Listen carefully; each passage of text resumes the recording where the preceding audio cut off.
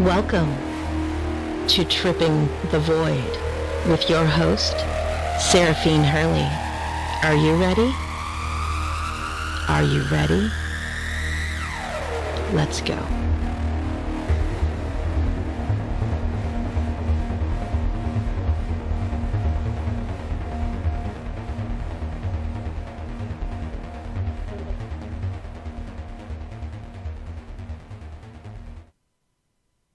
Good morning and good afternoon. This is Tripping the Void with Saraphine Hurley. How are all of you today? Happy weekend, and thanks for tuning in to Tripping the Void. It is a live show, and today's call-in number, if you want to join in the fun, is 202-559-7943. If you'd like to join in, our special guest today, I'm so excited, is Matthew Lay. Some of you guys actually might know him as Cyvamp. His lovely wife, Allison Ford. They're both of PAST Paranormal Group. They're public speakers, paranormal investigators, and I have to mention musician, of course. So today we're talking about paranormal perspectives, and Matt has spoken at Occulticon. They were talking about, if they have a YouTube channel called the Mudutu Effect. I'm sorry, Matt, if I messed it up, but I'll have you take over here in a second so you can expound upon it a little bit here. And I really am digging the ancient Sumerian and everything because I'm really totally into that. But yeah, so paranormal perspectives. It's not just the season that we're in, but it's something that we all like, especially myself and several other hosts like to delve into, as there's several perspectives. And I kind of gleaned into Matt and Allison's perspective because it's very similar to mine, with the know what you're doing and that not everything that's creepy looking is a demon. So welcome, Matt and Allison. How are you today? Oh, doing good. Good, thank you. Little bit of flurries outside, but it's cold. It's cold. It's Saskatchewan in October. I'm totally jealous because in Southwest Florida, it's like going out here. It doesn't even look like fall, so I've got to make fall happen. Like in my office, I've got stuff where it's completely dark in here, but I've got my ravens, I've got orange, I've got whatever I need. So I've got to surround myself with pumpkin spice. Well, growing up in Mobile, Alabama, people would get upset because I would start spray painting the leaves. So I get you. Right? People frown upon that. It's kind of funny how that works. I don't get it. Yeah, you get them orange. I know, right? And I mean, if they're going a little bit, they're going to go dead eventually anyway. So, painting them with a little bit of Krylon, what could happen? Exactly. Right? So you were at Occulticon, and were you speaking about the Mudutu Effect, or was it more on a paranormal everything? Or can you talk a little bit about your thoughts, perspective?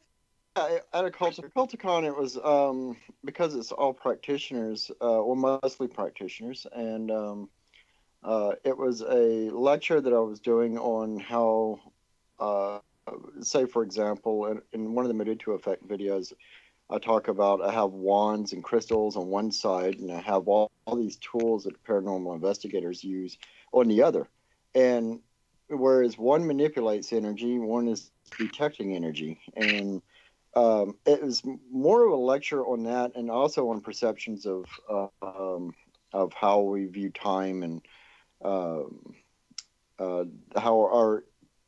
how this physical realm tends to dictate perceptions of what we should expect to see on another realm, and that which is the most common misconception.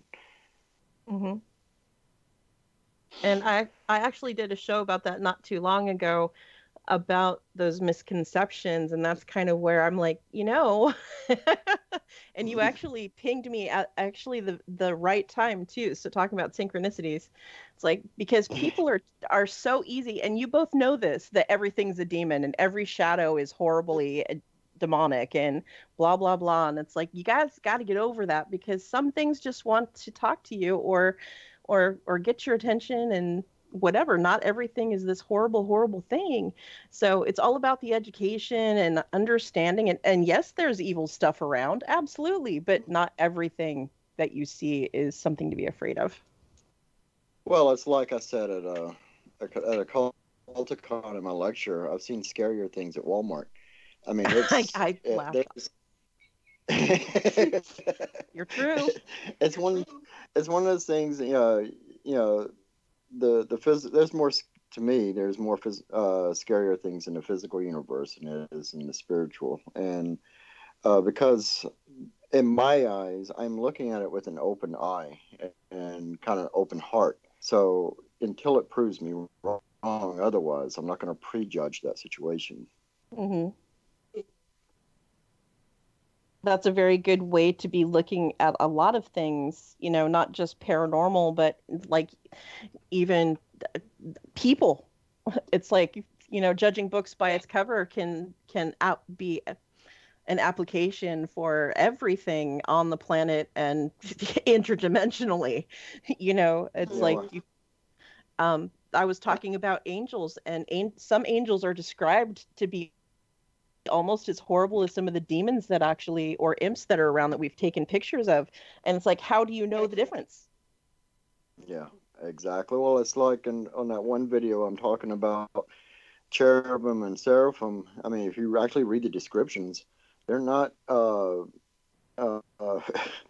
grand angels that are glowing and whatnot. Some of these are serpents, and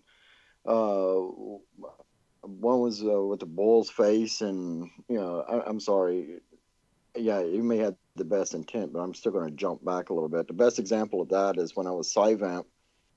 I was on my way to do a charity event, so of course I got the contacts in. I'm fully dolled up, and this woman literally snatches her kid off the sidewalk and pulls him away out of fear of what I look like. And so, but once again, this becomes a perception thing. You looked at the outside shell, not even realizing I'm going to a charity event for children to perform, to raise money.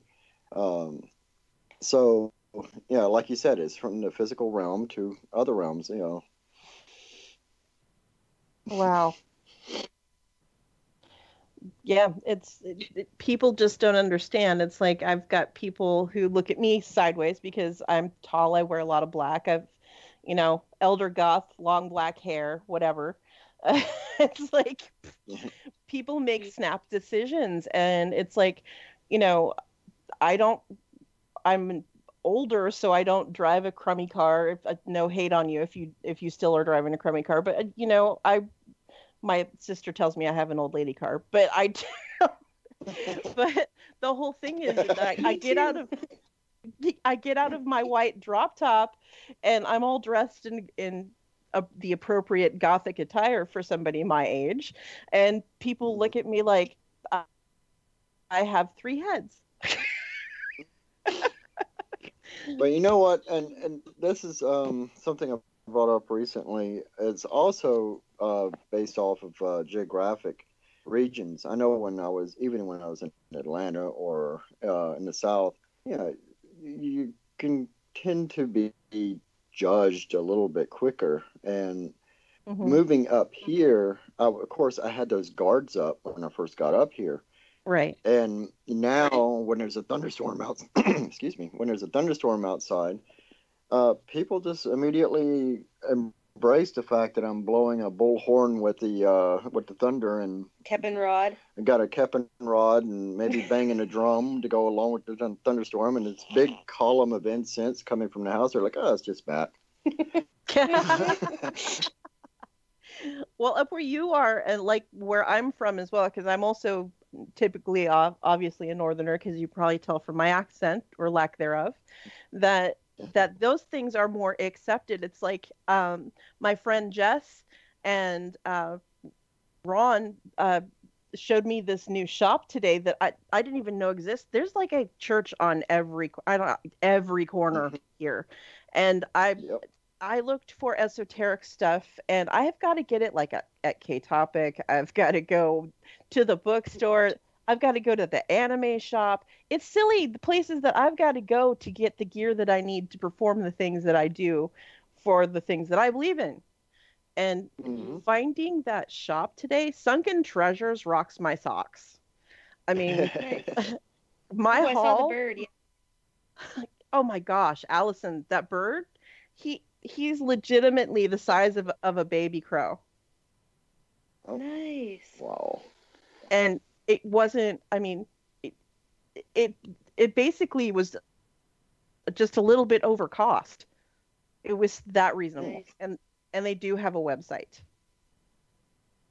I mean, we have a few metaphysical shops in town. I mean, I grew up basically having one shop in our small city. I mean, the city was only about 200,000 people. In the middle of, we're really literally in the middle of nowhere. Our closest cities are Winnipeg, which is about 6 hours away, and Calgary, which is about 8 hours west of us. We're about 3 hours away from the American border. And I mean, it's all just open prairie land. So, I mean, we had one metaphysical shop and everybody knew it and everybody loved it. So it was supported. I've never seen any negativity towards it. It's a little bit more on the light worker-ish side. And then we had another lady in town, Donna, open up the broom closet. And Oh, that's such a cute yeah, name. and it was kind of more, more of the gray witch side. So, light and dark and kind of more fitting towards what we do.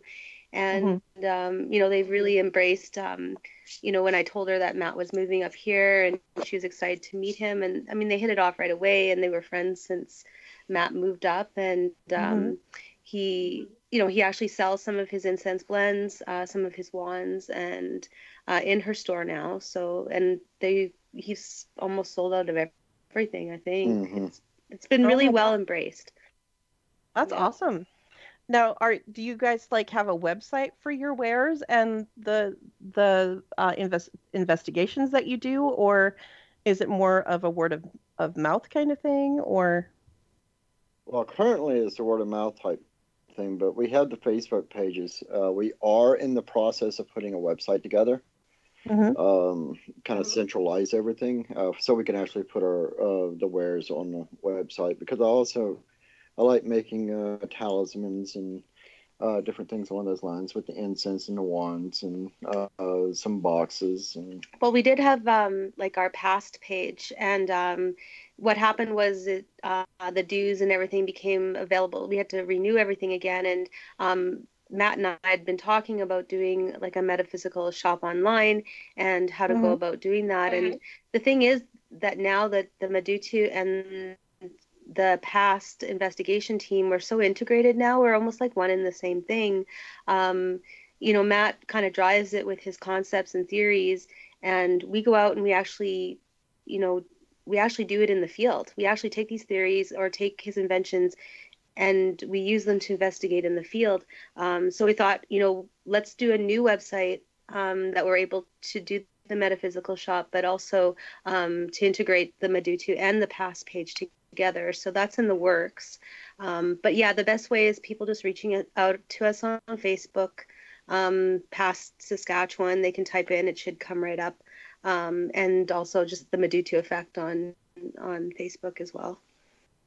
Yeah, and I do have to say, with all the spamming that I've done of whatever I can get my hands on of you guys, is that I literally watched every single YouTube video, aside from the music ones, of the Mudutu Effect, and it's all very interesting because you really need to speak up a lot more about your theories and stuff. I mean, Allison and Matt, can you expound a little bit about the tools that you're trying out, or are you comfortable with talking about some of the experiments a little bit? Absolutely. Awesome. And this is one, I'll get to brag on Allison. She came up with the theory with another electrical engineer, and they, because, when you watch these TV shows and you see them on the ghost hunts, and all of a sudden there's a battery trained, and all of a sudden something happens. So she started asking questions. This is what everyone should do. They should never just sit there and say, well, that's how it is. Everybody should be asking questions always. And she asked the question, why is everybody doing EMF when EMF actually is harmful for you, and why isn't everybody I actually asked that focusing? question. Yeah, and she was asking, why is everybody not focusing on DC? So Right. her and another gentleman came up with a device called the Ghost Amp, and this it was just strictly a DC power pack. It simulated the same power supplies that were inside of EVP recorders and camcorders. You know, yeah, I said my age.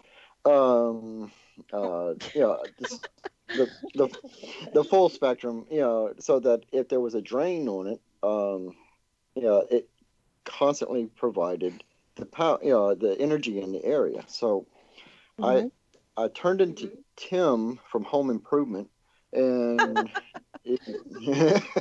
so hers was running about anywhere between 200 to 700 volts DC.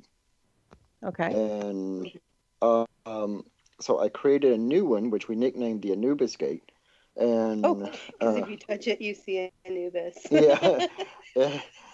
It was 1 million Nice. volts DC. And Anubis shall be greeting you. Yeah. Don't lick it. Yeah. We should have Corey here right now for this conversation. Yes, we should. That dumbass. Anyway. You touched it too. Don't even go there. Well, yeah, I touched it because I was making the thing. There's a couple of times. Anyway. So there's a couple of different ones that I have. There's 2 different versions of the Anubis Gate because it was at the time very theoretical, and but it actually discharges the same if you think of it, you always see where, as a practitioner or paranormal investigator, no matter who you are, after a lightning strike or during a thunderstorm, after the lightning strikes, you always have increased activity. Well, the common thread here is the ionization of the air. So, so that's what it simulates. It's actually ionizing as a plasma discharge using Tesla coils in the core. The same effect after a lightning strike. So, yes, touching it hurts a lot. There's another. What's he always joke after Corey touched it? He had a white streak in his hair. Yeah, and I told him he had a brown streak in his pants. Yeah. Yeah, check your laundry. Yeah. So that evolved into other theories because we kept testing it and we kept finding it worked. It was working very well for us. So once again, you ask questions. Okay, well, if this works, what if this does? Well, I really found that when we didn't use it, sometimes if we were sitting and doing an EVP session or something like that, it would take kind of a little while before anything would really start to come through. But when we started running the Anubis Gate or the Ghost Amp in those same locations, we'd start getting hits right away. We'd start getting activity right away. So it kind of seemed to ramp everything up right away. And, Corey calls it the Red Bull for ghosts, but that's pretty much accurate. But then that evolved into something called a paradox. The reason it's called the paradox is it's the same, built similar the same way, but crystal oscillation circuits are the same type of circuits that are inside your cell phone computers. Doesn't matter what it is. They all have to have a timing sequence. And you're going to hear this term a lot with me with timing. So so the way it's built is there's a plate on one side of a quartz crystal, which is really, really thin. And the other plate on the other side, now the voltage passes through it. It creates a vibration because all crystals vibrate. And because of the thickness, it creates a timing circuit for the computers or whatever it may be. So in this concept, the device is built very similar to the other ones, but in this idea, the voltage is applied to 4 double-terminated crystals of varied thicknesses. Now, the theory behind this is 4 separate crystals, varied thicknesses, create different times. Different times in a singular location is a paradox. So the concept here was to create a kind of a multidimensional, spiritual, whatever terminology you want to use. At the end of the day, ultimately we just want to get communication and find answers. And I mean, these are all theories, but the thing is if you don't actually build something and take it into the field and try it, then you're not going to get further ahead. You're not going to learn anything. So, I mean, fortunately with Matt, I mean, having the electronics background with the electronics engineering and, you know, and the metaphysical and him being able to combine these things, he can actually, you know, bring these theories to life with different instruments that we can go and then test in the field. Right. So the theory with paradox is, if you want to go with mundane terms, just think of it as a multidimensional metronome. It allows different veils, whatever your terminology may be, to sync up to this one, because we have our own rules for what time is. We don't know what the rules are across the veils. So if you give a constant pulse, it allows the other veils to sync up. We've only tested it in 2 locations, so right now it's still a theory. So it's until we've actually tested it at several locations and find a commonality of what was good, what was bad about it, it's still, once again, it's still a theory. The latest one that was, this to me is the most exciting. Allison put it best. We're the first paranormal team that decided to make our own paranormal event. Our own paranormal event to investigate. No, I don't know if that's true or not, but it sure as heck feels like it. So we did a ritual recently. Several practitioners in the Regina area agreed to come out and be filmed with all the modern test equipment. You know, the general rule for practitioners is you don't bring any like phones and, you know, your watches or anything like that inside the circle. Well, in this case, we did bring it in the circle, though. Well, nothing actually came in the circle except for the new device. Oh, right. The new device went into the exact center of the circle, and then we traced the outside perimeter of the circle, which was done in stages of 9 feet all the way out to 36 feet. Wow. There's a lot of videos of the prep, and we're actually going to be releasing all the footage here soon on the Mudutu Effect of the ritual beginning to end and everything, except for the words, because we like to keep something secret. We caught some really intriguing things. But the outside perimeter of the circle was actually traced, dug into the ground with a 24 gauge wire, and we used, I made what they're called as earth generators.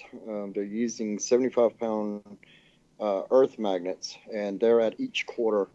And then we hooked up an oscilloscope, and we were actually able to measure time from inside to outside the circle perimeter. Wow. So then I put the new device, which is not the Paradox. This thing's about 3 feet tall and huge. It's basically basically, in layman terms, it is a particle accelerator that pulls natural energy from the earth that is already there and accelerates it. And we were able, once we turned it on, we were able to see the effect on all the equipment versus, you know, with it off. It does have 1,000,000 volts DC inside the inner core. It is a series of high-powered magnets. It is, and it actually, one portion of it inserts into the ground about 2 feet, and then it has an antenna array that spreads out and over the ground. I thought the thing was completely safe until Corey decided to come by and look at it, and I discovered even he can shock himself. Oh, no. Yeah, it dropped into the ground. Oh, gosh. So, I made every insulator known to mankind on this thing. I've measured it to make sure it would not interrupt the beta and theta waves of the brain, so you're not creating the hallucinations or anything like that. It does emit a steady. Yeah, yeah. It does emit a steady radio frequency. It heavily, of course, it's got magnets in it, but once it's powered up, pretty much no compass will work in the area. It worked very, very well for the purpose of that. I wouldn't probably necessarily take it on a ghost hunt investigation. And that's once it goes back to the concept, bring the right tool for the right job. And at the end of the day, the ultimate tool for any paranormal investigation is yourself. So I come up with all these gadgets, and all they are is to just enhance and help us get more answers. It's not necessarily evidence drives us to more questions. The final conclusion is to find more answers. Have we found them all? Nope. That's why we're still doing it. Right? And it's like every time we find something or we think we've got it right, and then something comes out and proves us, like, what did just happen? Totally different. Yeah. That's why I like the description of my lectures in Regina. They're not how-to lectures; they're what if, because I love the concept of people. Yeah, I love people walking out to the parking lot, and I love hearing the discussions where people are asking a ton of questions. Well, what if this? Well, what if that? That's at the end of the day, that's what you want people to do. You want them to ask questions. Exactly. We should that's the thing, is that we should constantly be asking questions, because we're masters of nothing. We have to constantly be upping our game, learning things, experimenting, asking questions, finding your truth, and quit, Wikipediaing everything. Go out, crack a book, have some experiences, and get back to me. Get off your freaking phone and go do something. Exactly. Exactly. Well, just experiencing it is what you learn from. I mean, you can read everything, you can watch the shows, you can do all this, but until you actually go out and experience, doing a paranormal investigation. I mean, anybody can do an investigation. You don't need all this high-tech devices. Like Matt said, you are your best instrument. But I mean, if you did want to take something, take a voice recorder. That's a great tool. A pendulum. Some people like pendulums if they feel like that helps them connect with spirit. There's so many different things to do. But basically what we're doing is, opening a line of communication. That is like the basic thing that we're doing. But, I challenge everybody, they say that, they need to go with us on investigation. They need to go with us on investigation. And as much as I would love to take everybody who asks me to go on investigation with us, it's really difficult. Sometimes, if we are doing an investigation, to have, 20 people there, it kind of, it gets overwhelming, and it can contaminate evidence and that. But I always tell people, you don't need us to go do this. You can go do it on your own. But to go back to like what you're saying, when we were on Bob Scott, his question was, what do people feel like? And it's Bob Scott, Spaced Out Radio, plug. But he asked a really good question. Why is it that people that's starting out feel like they have to go on there, go into an investigation and start screaming, yelling at... that annoys me. At whatever's there.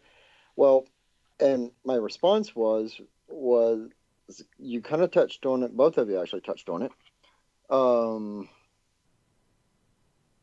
Dave Scott. You said Bob Scott. Oh, I said Bob Scott? Oh, jeez, Dave Scott. Gee, holy crap. So much for plug. Anyway. That's what Allison is for. Yeah, exactly. That's why she just you poked straight, at Matt. me. That rolling pin hurt, though. She's a ninja, man. I didn't even hear it. Yeah. Oh, the head's hollow. You thought it was a drum. Right. but no. So my response was is that people tend to gravitate what they, they're so wrapped up in what they see on TV shows and what they see on what they read, here and there. If it created excitement on the show, that must be how they did it. They have no idea what actually goes on. We have a 30-minute show, and that's after almost 16 hours of recording straight, and then not including the research and everything else. There's a lot of investigations we go in. We screen it, and we have interviews with and whatnot, and a lot of them, I'll say 80% of our locations, we can actually, we don't even have to pick up the first piece of equipment. In the first 2 hours, it's usually just a education piece where people are manifesting their own ghost. I'm using that term. I hate the term ghost hunter. Yeah, me too. That's why I use investigator. Yeah. Because we're not even sure what they are, half of them. Right. Yeah, we don't know. We don't know if the people there are manifesting through projected will or projected, fear. Interdimensional. There's so many possibilities.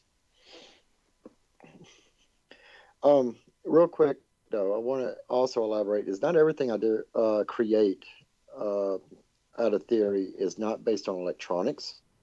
It may have an electronic theory behind it, but one of the devices that I created was a pendulum, and it sounds like it's a simple idea because we use pendulums all the time, but I wanted to remove the human element out, but I couldn't figure out how to effectively do it. We could put a crystal on a string and hang it on a tripod and walk away, but you want to give, it's kind of like putting bait on the string. You want to be able to get a result rather than just keep trying over and over and over. So by accident, I discovered I had a huge piece of lodestone, which for those that don't know, that's a natural magnet. Yes. And I noticed that the K2 kicked off. And I was like, okay, so sometimes when we get activity, the K2 spikes, even though I think K2 meters are really best to just validate a location to see if you have any EMF poisoning. And that's, me too. They're like, ooh, look, a stud finder. Yeah, that's. But I'm sorry. When I saw it, no, it's fine. I'm not a huge fan of them. I've seen people walk around like they're in an episode of Star Trek, you're holding a taser. It's but fun anyway, to play with. Yeah. But in some counties that. Yeah, but last time I heard it's fun to play with. In some counties, that's illegal. Just want to point that out. Darn it. So, no, so anyway, I started doing multiple tests, and I realized that the lodestone, the natural lodestone, kind of would give you a false positive of some of the test equipment that we would say, oh, there's activity. So what I did is I actually got a lodestone sphere, which basically lodestone is hematite, it's just not charged. Right. And I placed it into I love carving, I love woodworking, so henceforth the wands, but I made a cradle for it out of wood and used a non-insulator, non-magnetic rod that came down so it would be least amount of resistance, and then I made a wooden frame to go around it and put almost like an evocation triangle underneath it, just so the reason has nothing to do with it. It has everything to do with being able to measure from side to side. And like application product. So, right. So what we did is we would place this on a large base, because if we did this on a free hanging, you have the consideration, you got to take in consideration the floor structure can cause the swinging of it. If there's high winds, which we have plenty here, can actually make the building shift without you realizing it. So it'll make it suddenly appear that the pendulum is swinging. So it was actually built to be almost like a reverse seismograph, to where it would, no matter how the body would shift, the pendulum would only be moved by something that was interested in the lodestone, I guess you'd say. So now Charmaine Tweet, the MMA fighter, has it. She loves playing with it. But we used it on a couple of investigations, and it proved successful. And she loves working with pendulums, and so she had asked if she could use it. And yeah, by all means, have at it. Keep testing the theory. Yeah, absolutely. I mean, is there any investigations that you've had recently since? I know you probably haven't heard a lot of my show or any of my show, but a couple of shows back, I was talking about how with a friend of mine who's actually also Canadian, Lauralee Podfin of the Angel Rock, and she's a Reiki healer, reads cards, lots of things. She's really super talented. We're talking about, I had this epiphany where one of my spirit guides is really, I don't know if you guys have this problem, but it's like, it bothers me constantly, like a nagging child does. And I just couldn't figure out why. And the thing that I was shown was that our veil isn't just thinning, and it's not just because of the time of year it is. It's dissipating completely. So at some point, the veil between the dimension of that we keep trying to pierce ourselves and learn more about is actually going to be almost non-existent completely. So how do you feel about that? Have you noticed a shift? Well, always right after a big ritual, there's always interesting dreams and occurrences and whatnot, especially with this type of ritual that we were doing. But there was one recently, and usually when I get up in the morning, I'm like, oh crap, they're at it again.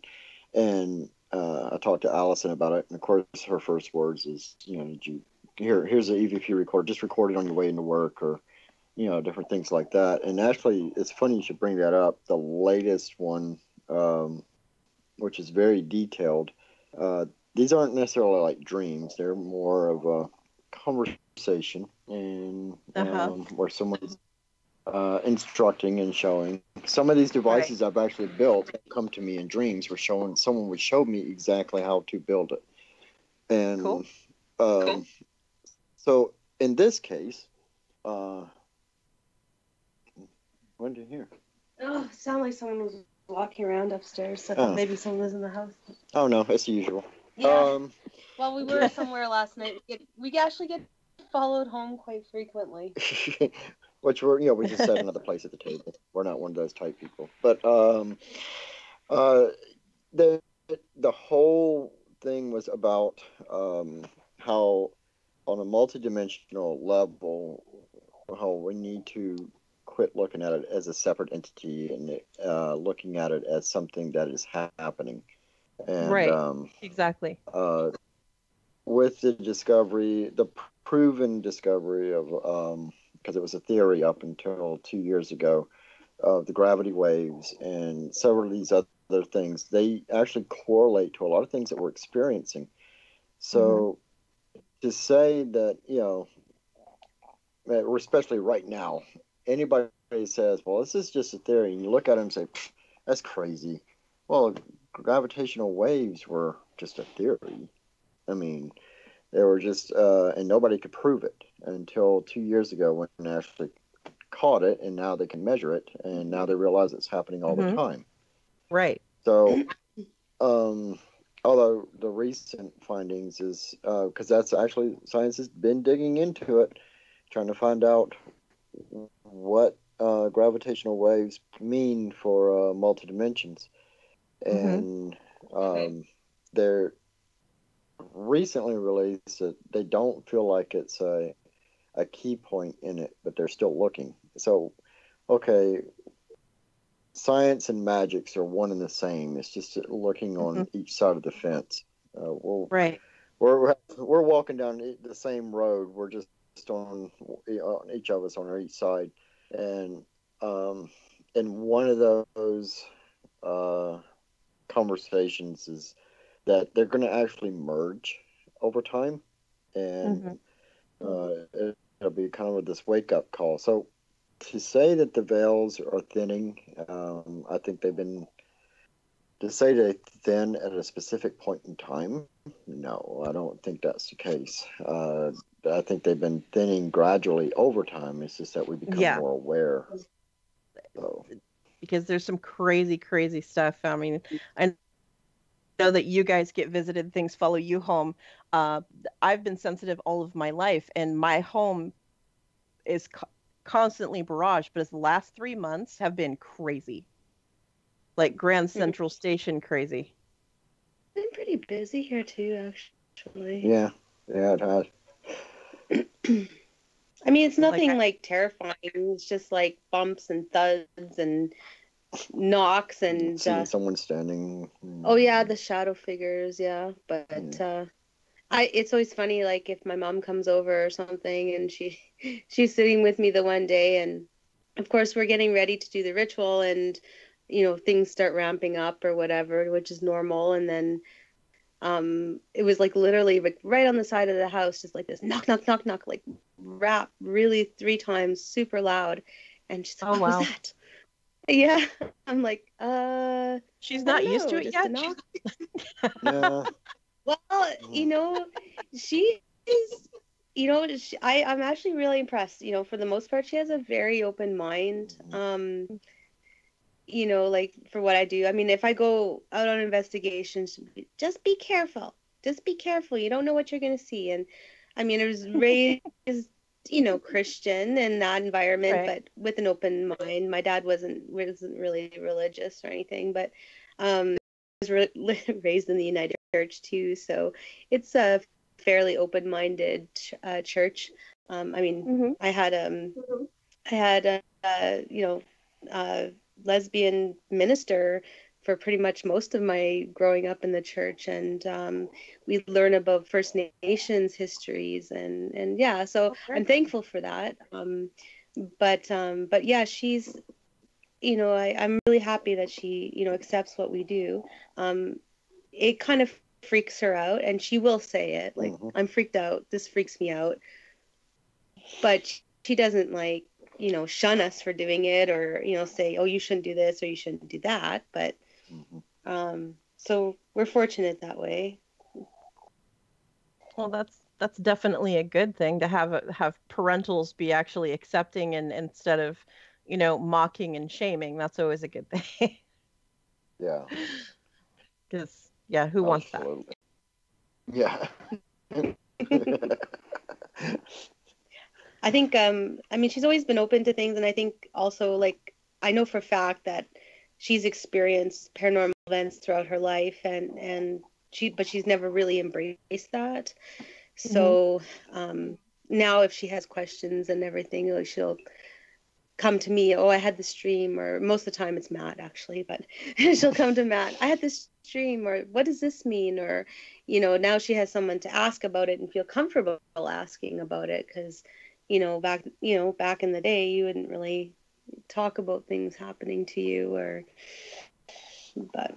Well, that kind of goes back to the, if you only have a TV show to reference, you're going to actually instill more fear.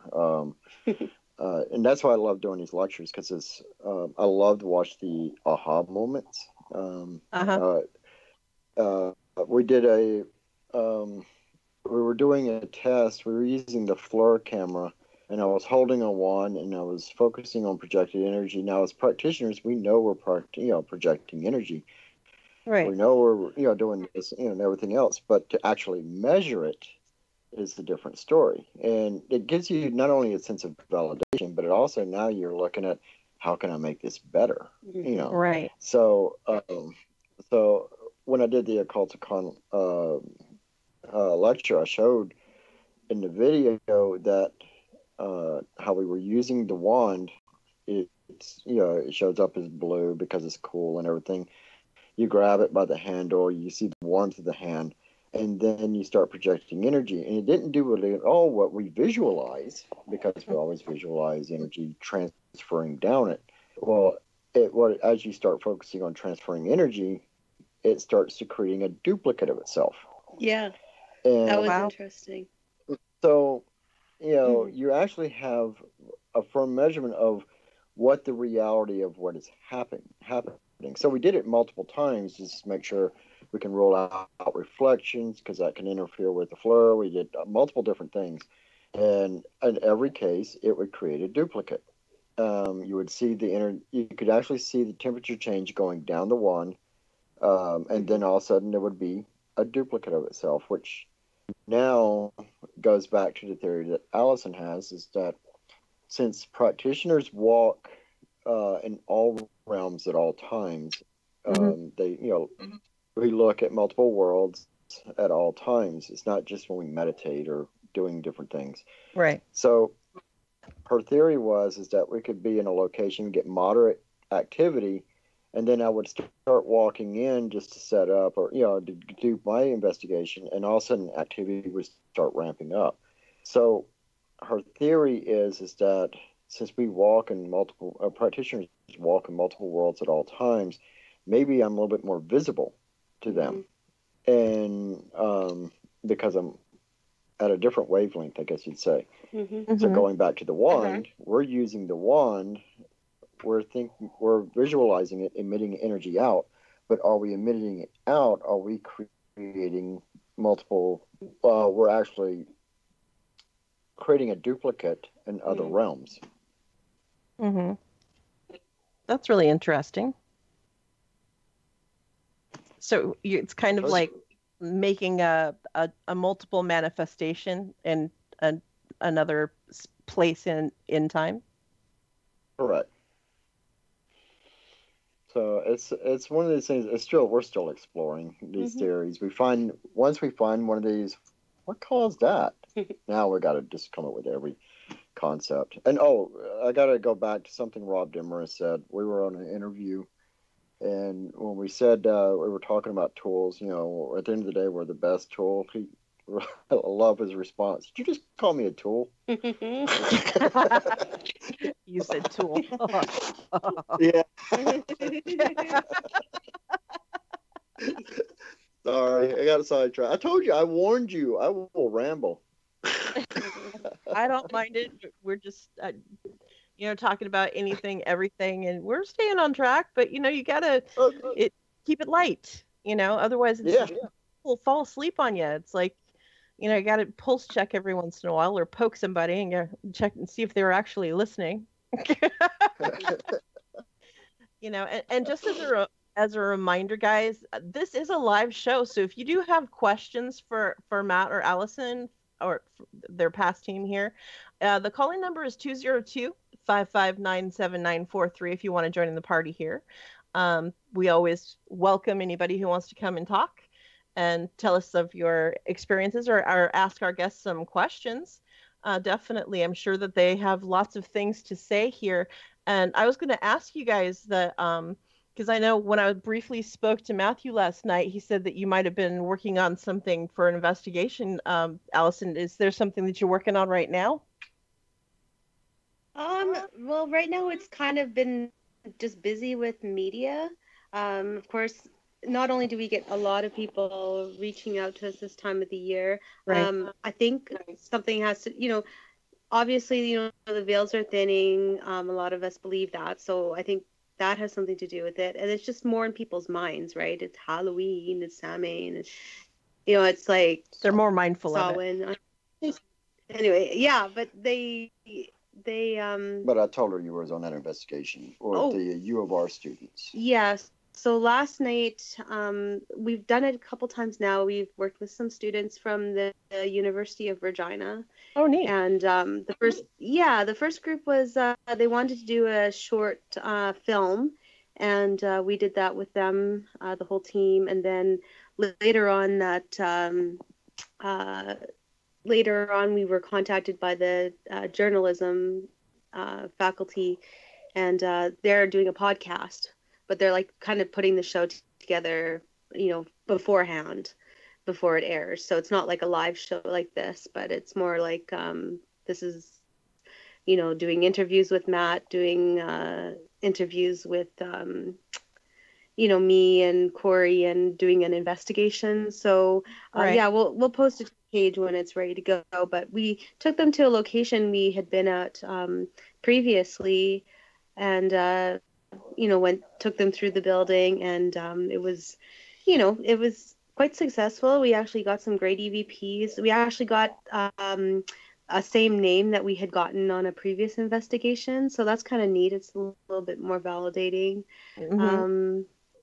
So yeah, I mean, it's fun, especially fun working with people who've never been on investigation or wanting to learn, and really excited about what we do, because we do it a lot, and I still do get quite excited. Right. But I'll hear an EVP and I'll be like, wow, that's cool. I love that. Mhm. Whereas they will hear an EVP and go, oh my gosh, what is that? They're freaking out. And it's like watching kids open Christmas presents on Christmas Day, right? Yeah, that is so special. Oh, are you It guys is. actually actively taping that so that they can go back and watch themselves kind of develop, or is it more of a learning kind of process? Yeah, like we did like a full, we were there for about 3 hours, so we didn't do a very long investigation, but we did film it all, and so yeah, it was I don't know if we'll ever go on investigation with them again, but if the opportunity arises, maybe. But it was just awesome. We love to teach. Well, also to go back to what you just said, we always have a camera rolling. Yeah. Because we learned our lesson at Callis. The legend of the first for the little people is not just isolated to fairies and whatnot. Several First Nations have the same legend. They're all over the world, and Corey and myself were standing out, and this area is supposed to be riddled with legends of the little people, and Yes. we're standing there and we see every form of evidence to say that it's going on around us, and we both looked at each other and said, why aren't we holding a camera right now? Because we were so infatuated with everything going on, we never once thought about picking up a camera. So because of that, now we always have a camera rolling. And Rob Dimmer said it too. Yeah, if you didn't catch it on camera, it didn't happen. So in the film world, but in our investigations world, though, properly, I mean, like, oh my gosh, it's a velociraptor. Where? No picture, no proof. Yeah.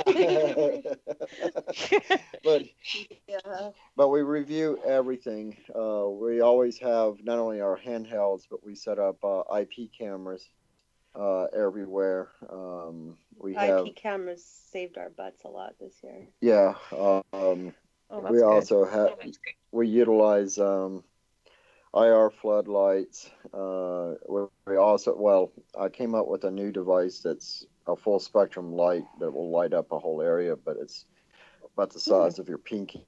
And that's really neat. We used that last night.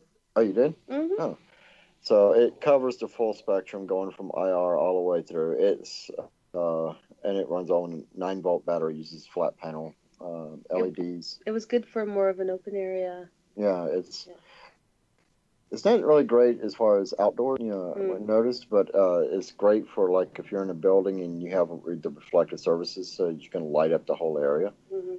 So like white walls or what pale walls, like say you're at Allegheny or somewhere where maybe falling apart, but the walls aren't, they're not black or anything. Right. Well, the IR floods are great for that. It's usually just when you have open spaces like that. Yeah, the small lights we have aren't the greatest for that. Right.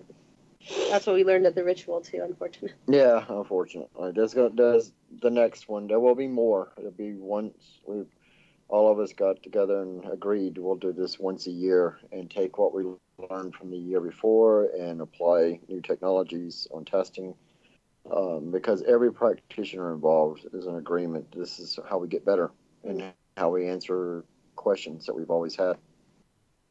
That's a really good thing to have there, is everybody being in agreement. And I don't know if you've noticed, but it's really hard to get a whole group of people, because I don't really work with a group. I get together with other people's groups and try to work sometimes, because I find a lot of people don't even agree to disagree half of the time. And that's why we're so stunted in our paranormal investigations, because people are like, well, that person's right and that person's wrong. It's like, we don't have none of us have all the answers. We just have puzzle pieces. No. We each have a piece of the puzzle. And why not, if someone has a theory, and even though you think it might just be BS, say, hey, you know what? Let's go test your theory. Exactly. And if they're not willing to put the time in to go test their theory, or come up with an idea to test their theory, then yeah, I usually just say, well, good on you, but it's kind of like, put the work where your ideas are, and if you want to further the field, that's what you have to do. Exactly. Well, I always invite people, because I like you guys do, I'm sure, I have to research everything that I do and the reasons why. And, the first thing that we do a lot of times is we debunk first, and then we go back later and go, okay, so that's real and that wasn't real. But, the people that are the naysayers, it's like, I invite you to come and tell me why I'm wrong. It's like, show me, please show me I'm wrong. Tell me how I'm wrong. And exactly. And I've actually had, people challenge me on, evidence, and they were right. And the thing is you also got to be willing to embrace that. Yep. Exactly. Because it's a learning process. Absolutely. And I have no problem someone saying, it's this. I think it's honestly this. And you start investigating a little bit more in depth, and you're like, you know what? Thank you. Holy crap. I never thought that. Yeah, I love constructive criticism. I hate the people that will say, well, this is stupid. This isn't paranormal. Blah, blah, blah. This isn't science. This isn't blah, blah, blah. And then, or this isn't science, or this isn't this. That's just being derogatory and negative for no reason. Yeah. It is. And you get a lot of that. And, you kind of have to build up a bit of a thick skin for that, but at the same time, somebody challenges you and says, I think that video is a lag in the timing, or I think it's, you might think it's a light anomaly, but I honestly, I've captured this similar on another investigation. It looks really similar. It ended up being, a moth or whatever. But you have to also put yourself aside, the ego a little bit, and say, you know what, you could be right on that one. But you know what, there's times that I will stand up for what I think it is, and in the end, if they don't agree with me, I don't care. I honestly don't care if people agree with me or not, because again, it's all subjective. I think I have a little bit more of a right than an average person to talk out on some things, because I put the time in. Exactly. I put the experience into things, but if there's somebody who's, a professional photographer, and they're telling me, oh, well, this has happened, this is like lens flare, or this has happened on another photo, it looks similar, I'm definitely going to take that into consideration 100%. Well, it's my favorite one is that one picture that it had circulated around. Everybody was convinced it was a I'm not a huge fan of orbs. Which one is that? Orbs. Ooh. Unless they got faces or something cool going on. Well, here's the thing: is this was a orb with a very detailed man's face in it, and so it was circulating all over the place. And Allison kept looking at it, going, "Just seeing something's a little off on this." And she looked very closely and realized that it's actually an illusion, because if you look on the manual, you'll see the same identical face in a picture, and there's lens flare off of the frame. Yeah. So she brought up to the person that took the picture and says, I think this is actually a projected image from that picture, because I can actually take that and overlay it. It's the same one. Yeah. And said, if you don't mind, can you send me the original? So, it was not welcomed. Well, people they get really butthurt and really angry with you. And that's fine. Like, I mean, to challenge and to, talk back and forth, but, then it starts getting nasty. We get probably, I don't know how many, depending on the month, but, like maybe 20, 30 photos a month of people saying, oh, I've captured a spirit. And so not only do I look at the photo, but I also look at what they've written too, because there's been a few times where I've had someone send me pictures of a room that's full of dust. Mm-hmm. And they say, my mom, I feel my mom here. I know my mom's here. Is this my mom? And she's showing me, what she thinks are orbs, and it's a room full of dust. Well, that can go a couple of different ways, right? Right. I could say right away, no, this room's full of dust, and this isn't your mother. Goodbye. Right. And that would just be heartless, that poor girl. Right. And really, is that going to further the field of paranormal? Yeah. Is it going to fuel, is it going to help with expanding paranormal investigation? No. Is it going to hurt? No. So what I would do is, I'd look at these pictures and, even if they're all obviously dust or water vapor or whatever, lens flare, and they say, they truly believe that their mother is there and they can feel their mother there. I mean, who am I to say that she's not there and that's not what they're feeling? I don't have the right to judge that. But I can also say to them, maybe possibly, in my expert opinion, it does look like it could be some, contamination in your air, like dust or particles. Honey, you need to that can show up that way. Yeah, but I could also say, that's true. Who am I to say that with lens flare and some things Sorry? Hello? I think we might have just lost Seraphine for a second there. I will get her. We lost her. Okay, just hold on. Are you there, yeah, Seraphine? We're still here. Hello? Now you are. Oh, there you are. No, I was saying too that, who am I to say that this lady wasn't seeing her mom? So, who's not to say that her mom isn't manipulating the dust in the air or making these things happen for her to be more aware that her mom is there. So, it's kind of subjective to that way. But if somebody really wants the truth, the hardcore facts, like, right, as far as my expert opinion goes, I will give it to them. And I expect to be challenged back in every way possible. I love to be challenged. I mean, that is the only way to learn. So. No, I have a spectacular orb photo, and this is the reason why it's spectacular. I actually have it on my Twitter. And, well, I think I've got it on my Facebook, too. But as a lot of people know, that I go to Augustine a lot, St. Augustine, Florida. For some reason, I'm really drawn there like I am the French Quarter in New Orleans. And cool.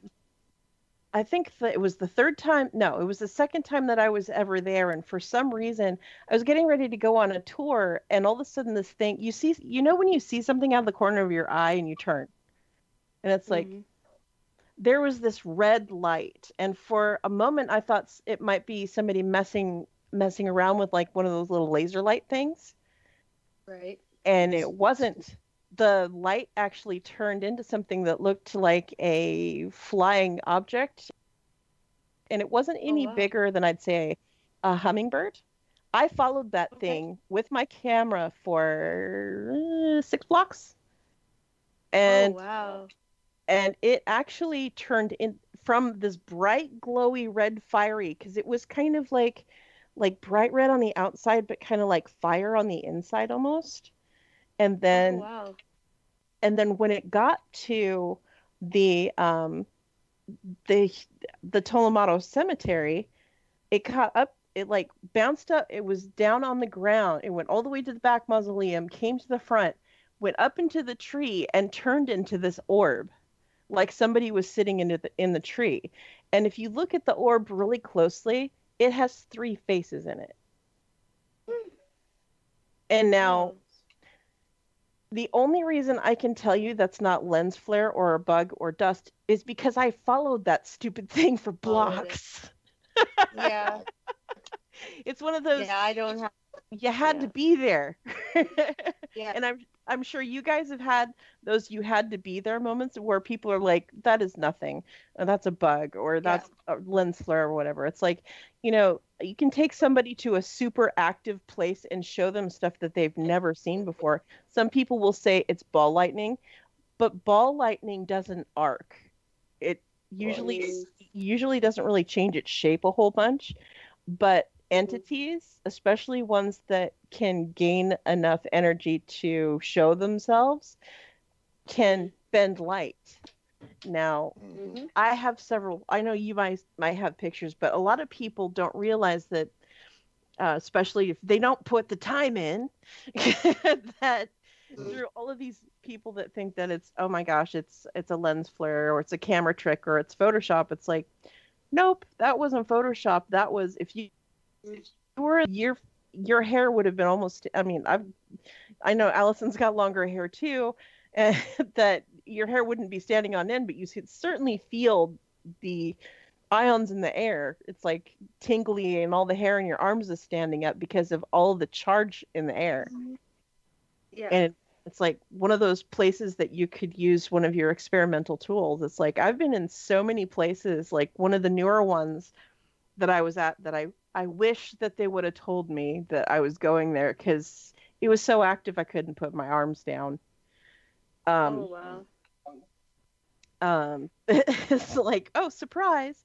But this place, and I feel sorry, and I don't know how you guys feel about it, but there's a lot of places now, I don't know if you've noticed that, and because they can't rent these places out because they're so entirely active, that they're putting IR cameras and in every corner. You can't go like 12 feet or into a corner without seeing an IR camera, and they're live 24/7 on a feed to usually a university or a paranormal group or whatever. And I kind of feel a little sorry for the entities that are in that space, because it's like, it would be like us being on camera 24/7. It's like, do you ever think of how the entity feels? Exactly, and that goes back to a topic that I wanted to bring up, is that it's great to be inquisitive and great to investigate, or even as a practitioner. However, you know, the realm at the end of it, ultimately it comes down to being respectful, and you can get so much more information from whatever you're communicating with, whether it be at the grocery store or across the veils, if you are being respectful. And catch more flies with honey. Yeah. Exactly. Than vinegar.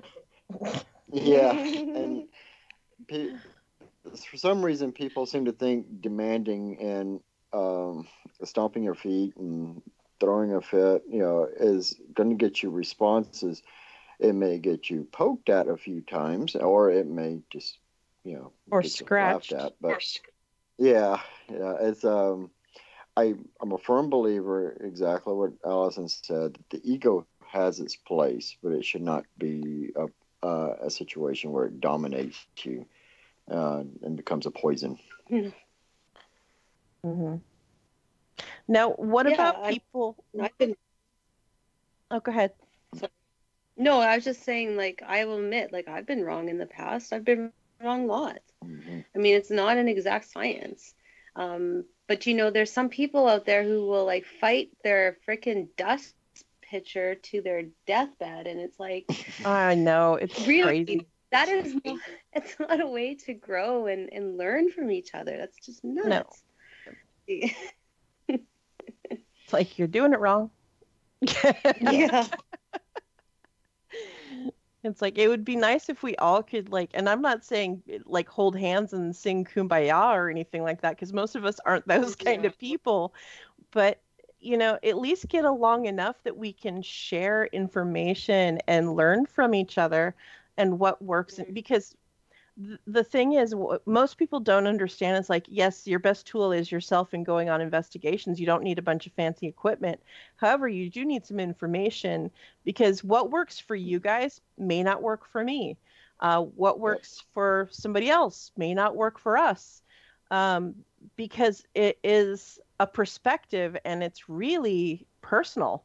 Because I've walked into a room and not needed to have any kind of I've had the recording equipment and everything on, but I could actually audibly hear people talking, and been like, there's only 3 people there and there's nobody talking except for the spirit who decided that it was going to chime into the conversation.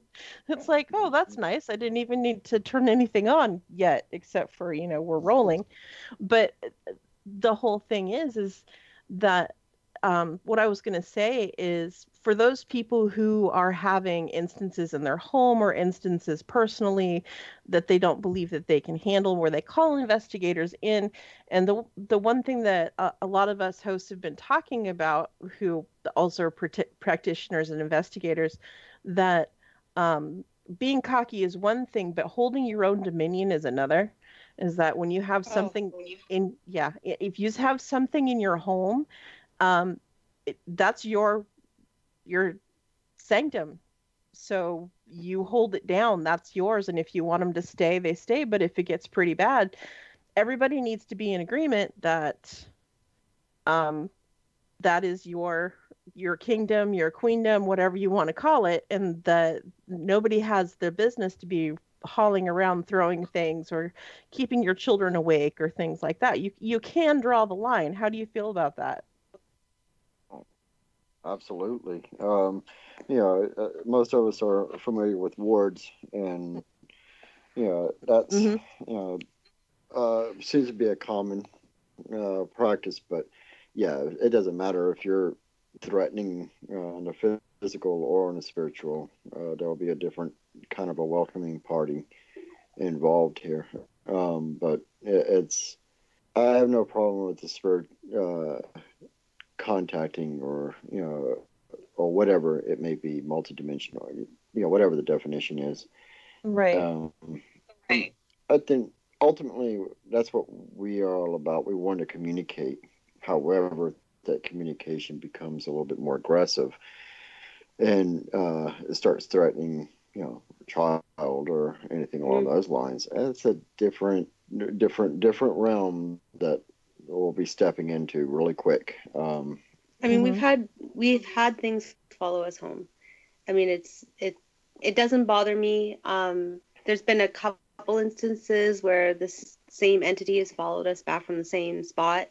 I called him the Shadow Man, but he would kind of stand on my kitchen landing and kind of watch me in the kitchen. And I don't care if it's a spirit or somebody in a flesh body, but if someone's standing and watching me make dinner and doing dishes and whatever, it gets a little creepy after a while. So eventually I just say, I visited your place. You let me be at your house. I said, this is my house now. You've been here for a few days. It's time to move on, respectfully. But again, a lot of times, like when we do investigations and go into these environments, unfortunately, you have to tell people a lot of the time, it's not a get rid of situation. It's more of a coexist situation. Exactly. Yeah, there's a lot of people say, can you come and get rid of this? No, we'll actually come and let you communicate with them. And at that point, then you have to reach your own conclusions, but. Or a lot of times they're not interested. They want just this like fixing thing, like, oh, come and sage my house and get rid of my spirits. Well, that never, ever. Yeah. Well, it might work for like 2 minutes or maybe 2 weeks or whatever. Or for that individual. Yeah. I mean, I have my own blends that I make for different. That's why I can't stand the catch-all sage. It just drives me absolutely batty because I'm using the quotation marks in the air. I saged my house so everything's good. Okay, well, come on, seriously. Go stuff a turkey. Yeah. It drives me absolutely freaking batty.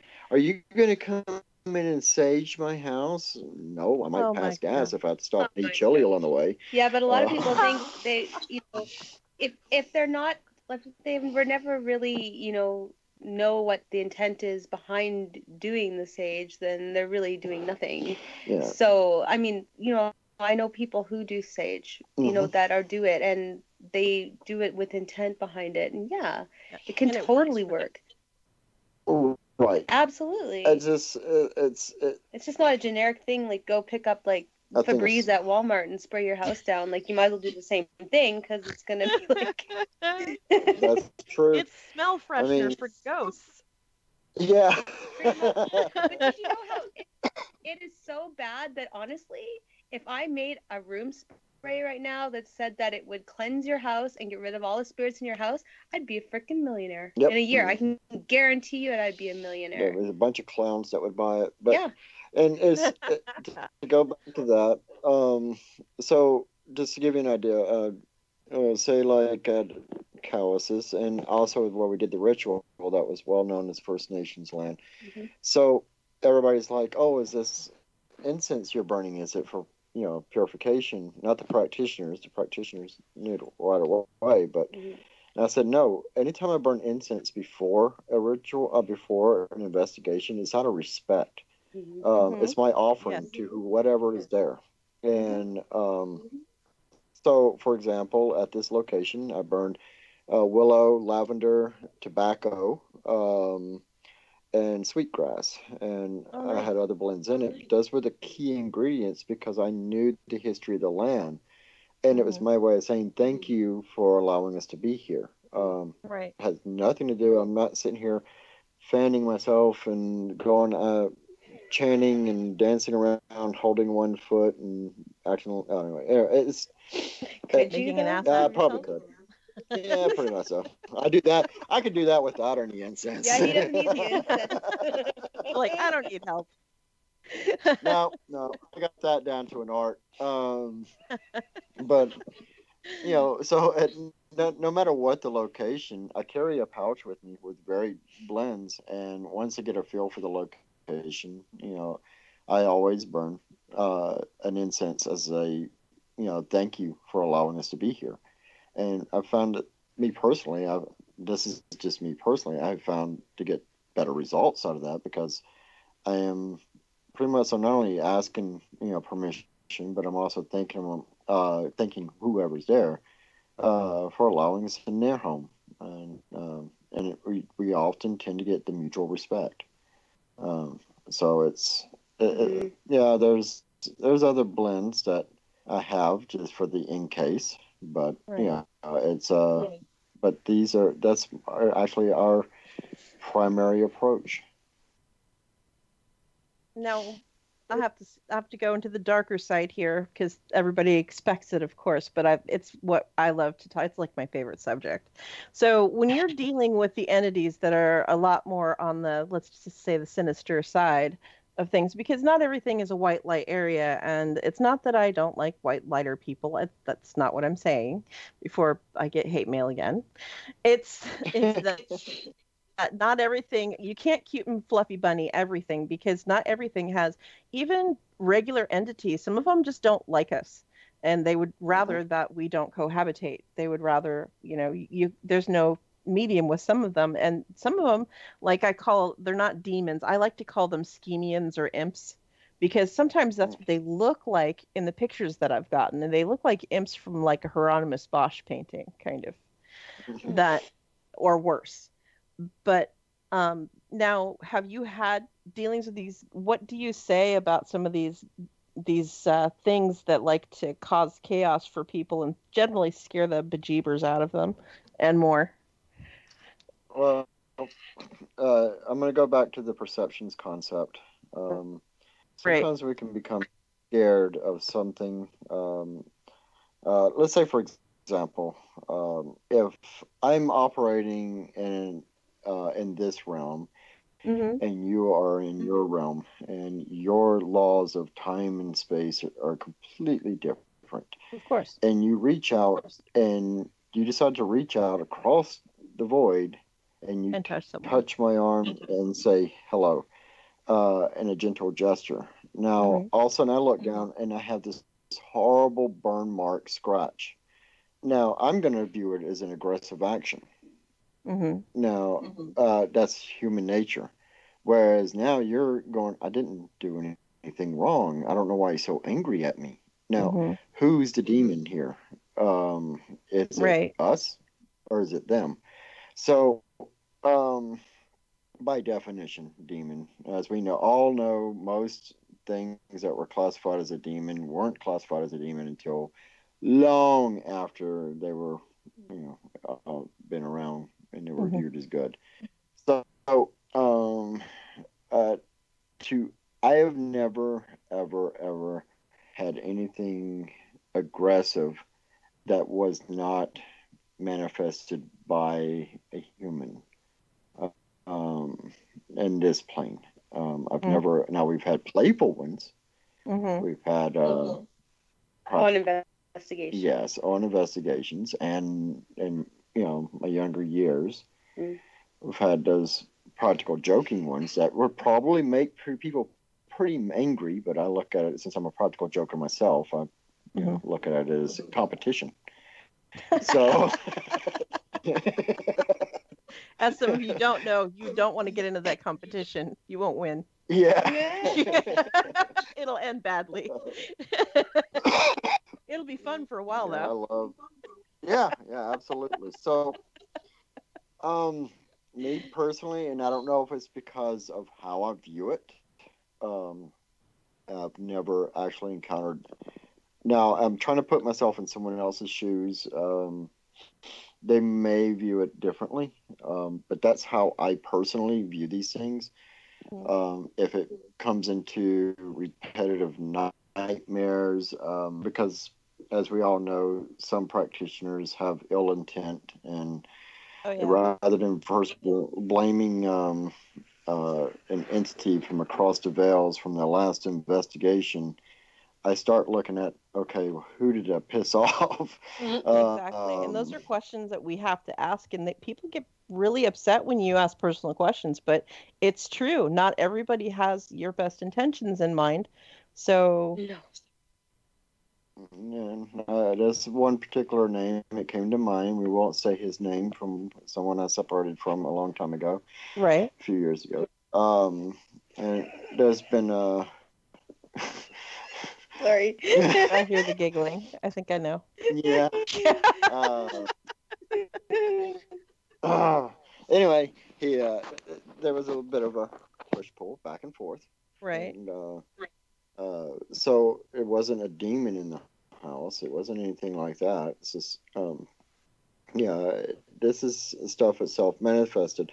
We often hear the term action follows thought. If you are on investigation, or you're in a location and you're not comfortable, and you're scared out of your mind, and something does kind of follow you home. Let's just pick that out. Let's say something does follow you home, and you're feeding it with fear and everything else that you encountered. It's going to probably manifest in something you really don't want. A lot of times, ghost investigations, people go on, they tend to manifest their own ghost out of fear. So I'm not saying that nothing's going to scare you, but because of me coming out of the shower, walking by the mirror, that's pretty damn scary.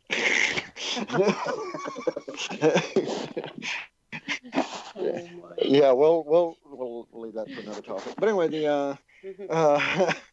but I'm just saying that we to say you're never going to be scared, you're never going to be fearful, you're never going to be, that's an exaggeration. We're always going to run into these things. Now, what you manifest out of that fear, that's really up to you. And now, so the demonic creatures and whatnot, I mean, I've worked with the goetics.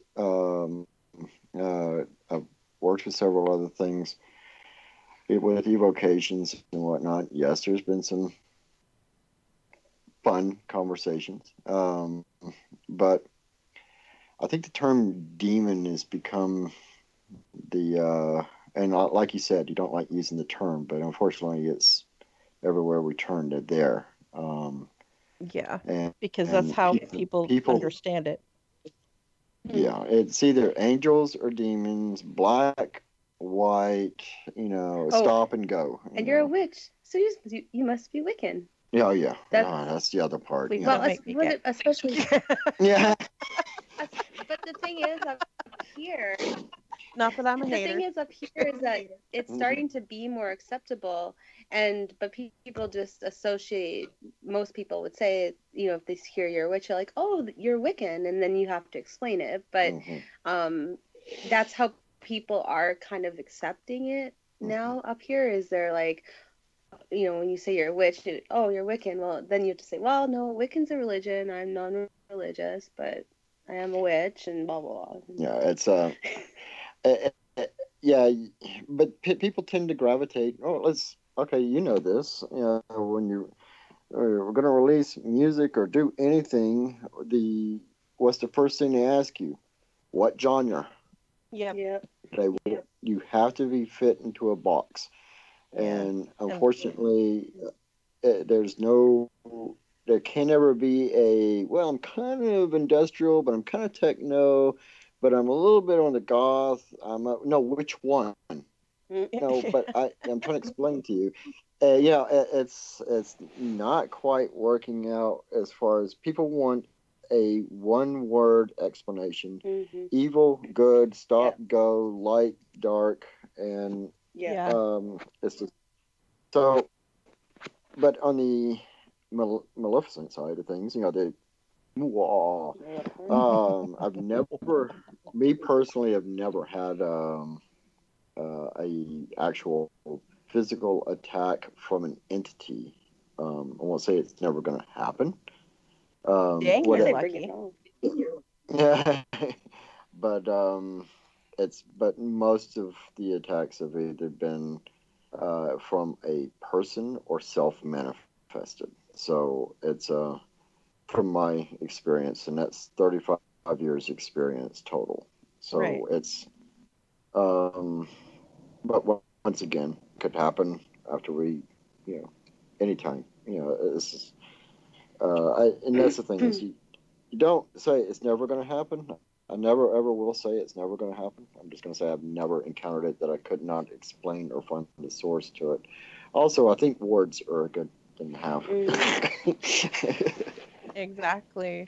And it's the light, dark, black, white. It's a cat, it's a dog, it's a bird. What is it?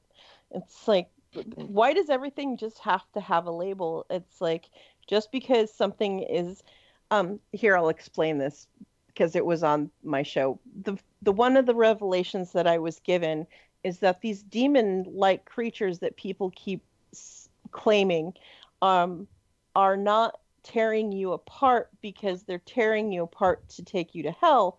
They're tearing you apart because you're too attached to worldly things. They're getting you ready to go to that next level. How are you going to ascend to a higher metaphysical level if you are attached to stuff and you don't understand? So these little schemy demon things that people keep saying are happening, or, oh my gosh, I did this. I've been bitten. My cat has been possessed, and I was attacked by my own house cat. I get thrown around all the time, and it's like, and I know that, and people are like, well, you just need to move out of your house. And it's like, I could move to a different apartment. The same thing would happen. This has happened since I was a child. It's because something is trying to get my attention. Mm-hmm. And that's a good point. I hate to make it's a healthy way of looking at it too. Yeah, because we were actually at a location. All these different things kept happening. We didn't once had to do an investigation because after having a conversation with them, once they realized that something was trying to get their attention, then they were actually starting to listen more, and things actually kind of calmed down. I'm not going to say calm down in the aspect of it quit. I'm saying in the calm down aspect that you, like you just said, it's something that goes on all the time. So it becomes a norm for you versus somebody else would be flipping their lid and, throwing salt all over their apartment. calling Father Dimitri. I mean, seriously. Yeah. Or Father Guido Sarducci. But Yeah. but the whole thing is, it's like I've walked into a graveyard and had thrones thrown at me. I mean, that stones thrown at me, like at my, it's like every time I'd turn around and look, there wouldn't be anything there. But then I would turn and then more pebbles would get thrown at me. And I'm looking at these pebbles to see if there's anything unusual about them. But my sister, we were actually doing something very extremely mundane. Because I'm obsessed with this one cemetery that's really close to where my mom and my sister live, where I'm from. And my niece loves the place too, so she had her senior pictures taken there. And there is a park close to it that has a bunch of waterfalls. Well, my sister and I are standing there, and a bunch of stuff is like, well, whatever, it's just the light or whatever. And so I went back to the car. My sister texts me and shows me this thing, and I need to post it because we got an elemental that actually comes out of the bushes, comes up to the camera guy, goes over to my niece's boyfriend, and then goes over to my niece and comes closer to my sister, and then walks out of the camera frame. It looks like a little boy, but it's green. It's like an I'd say like evergreen, like a dark racing green color. And you can see arms and legs and a head and maybe even hair. But it is you can see it walking and moving and turning its head. Oh, nice. And see, and I love, some people freak out when you say elementals, and I just get all excited. I it's totally excited, and people are like, no, I don't want to see it. It's like, it's amazing. And I mean, have you guys, I mean, since I know you do a lot of that whole area out there is largely First Nations. I mean, there's a lot of elementals out in that, like the little people, a lot of them, in my experience, tend to be elemental in some way. Is that your experience as well, or? Yes. There's very different types. So yeah, I would say more on the elemental side of things. And then when you're giving, offerings, and I totally, even giving offerings in your home to certain entities, it's like, you believe you've got living with an entity. It's like, for a while I had, in one apartment, I had a child that had passed away. And for the longest time, the property management told me, no, nobody had passed away. And I'm like, yeah, they did. And so, and as soon as I left toys and treats out in a little basket, and I'm like, this is yours. And, and I'll leave it, and I put a blanket and a bear and a bunch of other stuff. And then it quieted down. I mean, there was still activity, but I wasn't hearing knocking. I'd hear knocking right above my head at night, like incessantly, or things being knocked over. I'm going to ask you the question. If you're, and this is a question for anybody, if you're having dinner and you're residing in a home, so that everybody is in the house, and you decided not to put out a chair or a plate or food for another person in the home, wouldn't they start to get upset and they're trying to get your attention every which way possible that they're still there? So it's, once again, it goes back to respect, but it also goes into inclusion. If, like you said, you put these, once you identified it, you put these things out.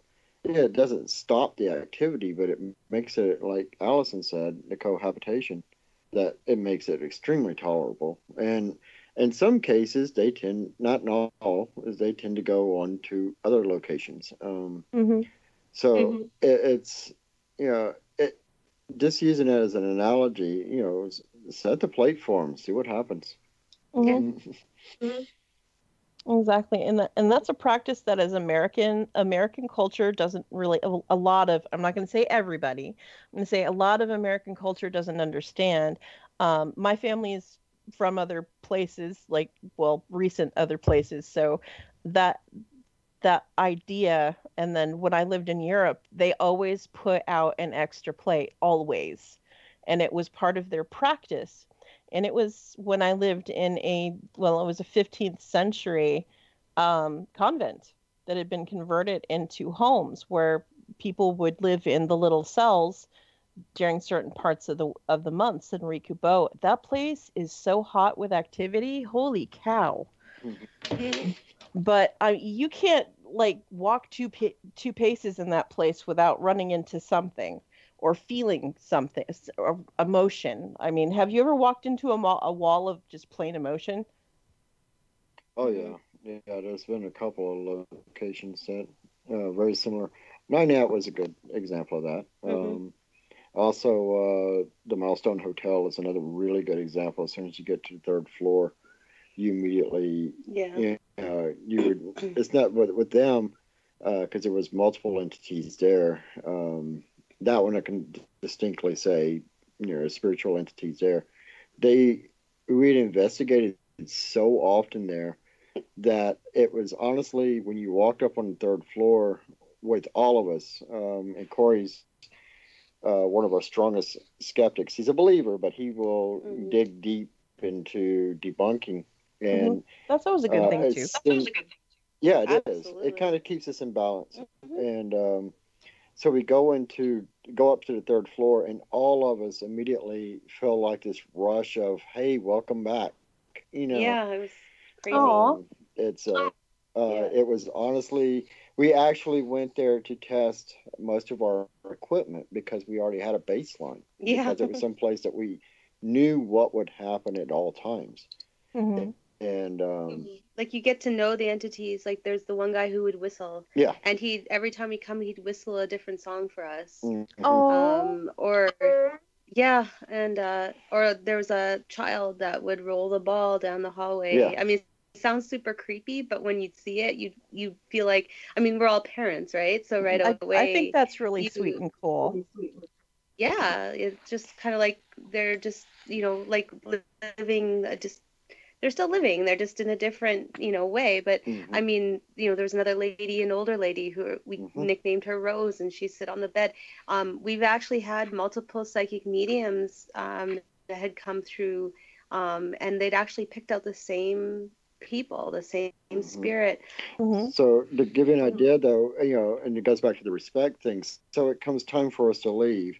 So Rose, we always made her bed because these are old hotel rooms, so the beds were still there. The child, we always put the ball back in the room, and we made the bed and put a doll on the bed. We always did these things, because this was their place, not ours. Because we're walking into other people's homes. Right. So we want to, for them to, we want them to welcome us when we come back. And because how many people come over your house, they trash your house, and now they're coming back the next weekend saying, "Hey, we're going to come over for drinks." God, oh, geez. Just bring a half rack, some chips. Yeah. So EVP monitor. So we're really it's not just respect for what's there, but it's also respect for the property, the homeowners, all the people that are involved.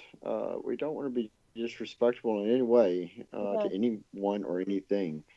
And I won't call it success because we're no experts or by any means, but we do have a fairly good success rate with our investigations, finding answers. And I think a large portion of it is because A, we're open-minded, B, we're respectful to the property owner, the property, and whatever's there. That's, I think that we really thrive on respect. I think, and I don't know how much time we have left, but there was something I thought would be really important to quickly discuss. And Matt saying the respect thing, that how that's our utmost. Unfortunately, with this wave of demons, that every place is affected by demons. Fluffy bunny.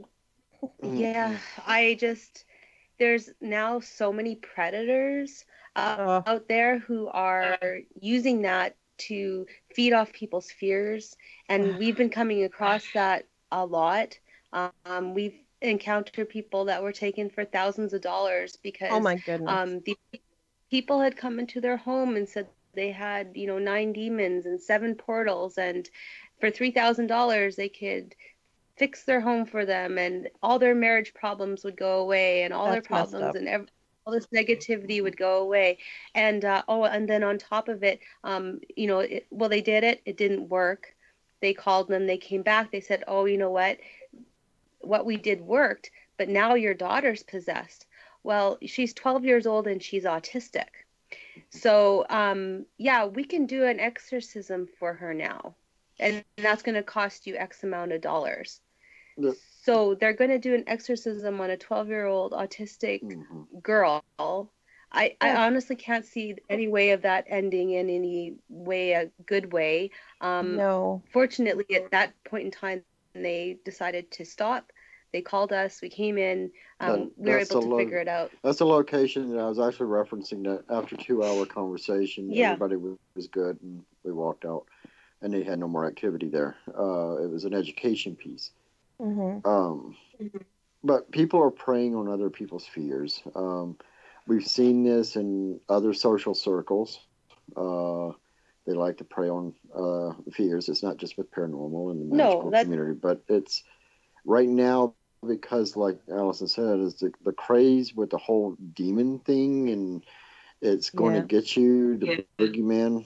There are people coming out of the woodwork that are saying that for X amount of dollars, or for these repetitive sessions for only this much each time, oh geez, we can fix it.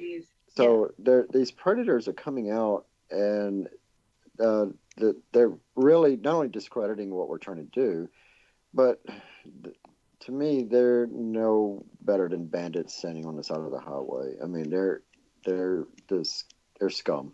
As far as I'm and they concerned. deserve whatever happens to them. I mean, if they call down something on them, I would be like, I'll be happy to help you, but I'm gonna be kind of slow getting out of my chair. yeah, exactly. Like, wait, I have to go to the bathroom, and then I'm gonna go to 7-Eleven on my way, and then a couple of stops, but I'll be there. Yeah, exactly. I just hope that, it's hard because we're fighting this battle, a very hard battle of trying to educate people and trying to turn their thoughts into, looking at it from a different perspective. When all you see on the media and TV shows in this is evil demons. And I hate that. I mean, it's really tough. Yeah, it's been a hard thing for us to do. I think the general public, like most people, are going to say, okay, well, you want to do a exorcism on my 12-year-old autistic daughter? Yeah, I'm pretty much sure that the general public would say no for the most part. But these people actually tried something like that. So to me, it's like, how many times did they do this to other people? Yeah. Seriously, I don't think I'd break crossing the street. I really wouldn't. And it makes us all look bad too, is the thing. Yeah. And what people don't realize is what we put into it. Not only all of the research, all of the education that we have to go through, the equipment, the gas money, the care, the insurance that some people don't realize that we actually do carry insurances, so that we're walking through an antique home. Real investigators actually carry insurances to make sure that if we break that antique Ming vase, that we can cover it. Whoops, exactly. Accidentally That's knocked one of it over. We were at a location recently, and that was one of the things we told them, because there's some fruit groups, and I'm going to use that loosely. I won't say they're fruit. That's a new cereal, fruit groups. But fruit groups. Fruits they yeah, exactly. They I'll just leave it at that. They're actually making everybody look bad, but and they're only doing it for self gain, profits and everything else. We do, but yeah, like you said, we invest a lot. Oh, yeah. A lot of money goes into this, and it's all personal. Past doesn't get paid for our TV show. We are strictly volunteers. We do all of our own production for the show. Mudutu Effect is strictly my own little creation. There's no back funding for that. So it's henceforth one of the biggest reasons on the incense, get all that stuff out. And, it would help absorb some of those costs. But it's people are preying on others, and it doesn't matter if it's paranormal or whatever, if it's a certain person that likes writing books and the same book over 8 times and call it something new. And plagiarizes it from other people. Whatever. Yeah. We won't say his name. Anyway, yeah. But anyway, he shall remain unnamed. La la la.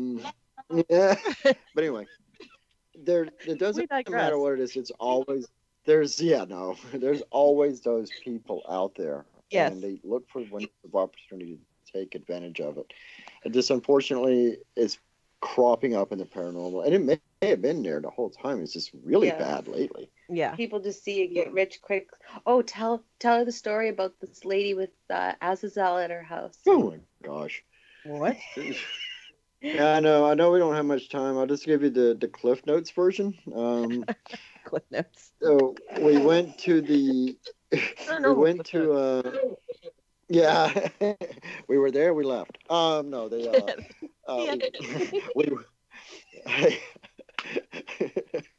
film at 11. We went, Corey and I went to a location to pre-screen, to interview and just see if this is what, they're claiming. And a lot of the stuff we can debunk usually in the first sitting. But the woman explained to us that Azazel is haunting her home, and she knows this by doing a Ouija board session with a bottle cap and a piece of paper. Oh, good Lord. Oh, anyway, so then after I spoke in Sumerian, she goes, "Oh, no, it's Michael." I said, "Mikhail?" She goes, "No, Michael. No, Mikhail." So I don't know what you're saying. I said, "I'm saying Michael," but anyway. Yo, Mike. So, yeah. So, spoke in Hebrew. We had all the equipment and cameras rolling, whatnot. And Corey was sitting there and realized all the scratch marks all up and down her legs and the shaking that she was doing. And so we did a full EMF sweep and whatnot. And it turns out, she's pretty much so. The short version of this is we trolled her page and found out that she's trying to convince multiple teams that her home is haunted because she wanted to get her quick rich. For some reason, she has it in her head after watching all the ghost hunting shows that if she can get TV shows to come in, she'll get rich. That's hilarious. Yeah. So yeah, we run into all types. We've had locations where we've been proven they are hallucinating due to extremely high EMF readings. I mean, they had the all tell signs, the headaches, they see things and whatnot. And actually, this exact woman that I was talking to kept seeing a figure in her home. The whole home was literally close to 8,000 milligauss. They had some serious issues there. Very dangerous levels. And do you know what her response? Yeah. Oh, do you know what her exact response was? What? Thank God it's not a ghost. Jesus, are you really? Yeah, dead serious. I'm gonna have to move, but thank God it's not a ghost. Oh my gosh. Your brain is being radiated, but hey, it's not. You're being. It was her husband. Great. Yeah, and the only reason we made it a hot priority is because her child was encountering all these different things. So once we explained to her, no, you need to get a hold of your landlord, get an electrician in here. We even isolated it down what was causing it. Yeah. And she said, "Oh no, my landlord will never go for that. Just as long as it's not a ghost, I'm good." I'm like, "Okay, we're out of here." Your landlord's a piece of work. Yeah. Wow. Oh my gosh. Yeah, we are coming towards the end of the show here, since I only have 2 hours, unfortunately. But Yes. at the same time, I want to thank you guys for having the time, because I know this is a busy time of year for you guys, and before the snow makes everything impossible to do, and all the holidays in between. But thanks for being on my Tripping the Void here. And can you want to take a second and tell everybody where they can find you? Well, at the bus stop down at the bathroom stall, no, sorry, it's a stop number. No. No. On the Mudutu page, thank you for sharing that. Just watch for updates on that on the Facebook page. We're going to be launching the website soon. Also, past Saskatchewan. Look for updates on there.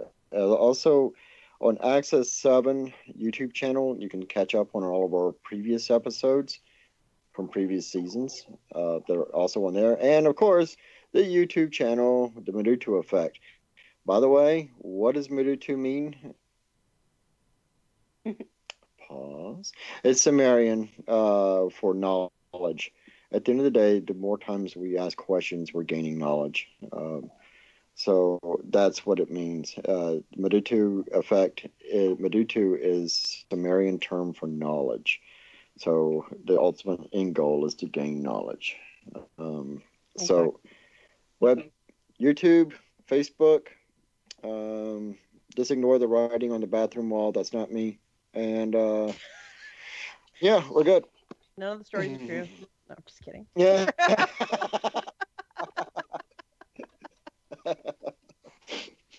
Or are they? Or are they? Yeah. Perceptions. Exactly. Perspective and perception. That's where it all laser lies here, right?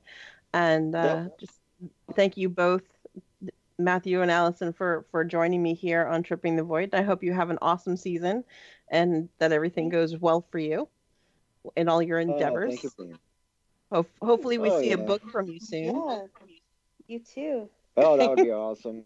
Just patience, and she's giving me the side-eye that time. So,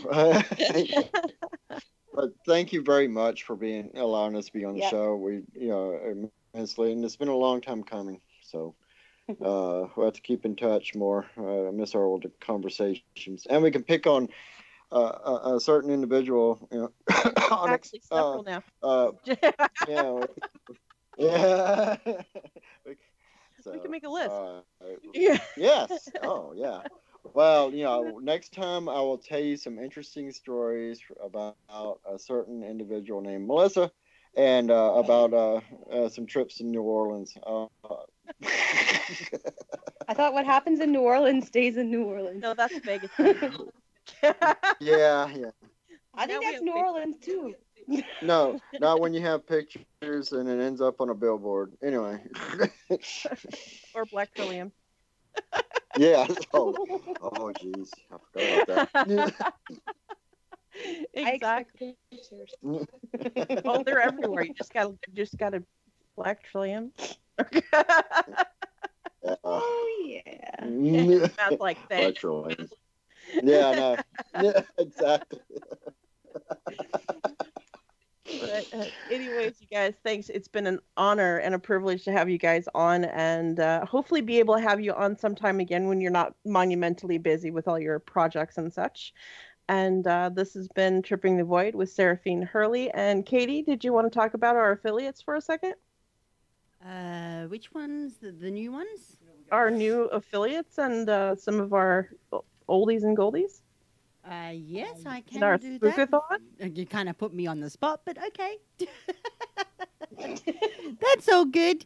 I'm giving Katie a bad LNM time. Radio Network has new affiliates that have been added over to the network just recently. That is High Point Radio 1620 AM and 100 FM, WCET 101.7, Columbia, South Carolina, KOY 1230 in Phoenix, Arizona. You can also see us on YouTube, TuneIn, Twitch, Facebook, iTunes, the Open Eyes Network, Nearly Productions Inc., Nearly Worldwide Publishing, the Paranormal Radio app, KYAH 540 AM, Utah's Talk Authority, Daily Motion, TalkStream Live, and the, of course, Alexa.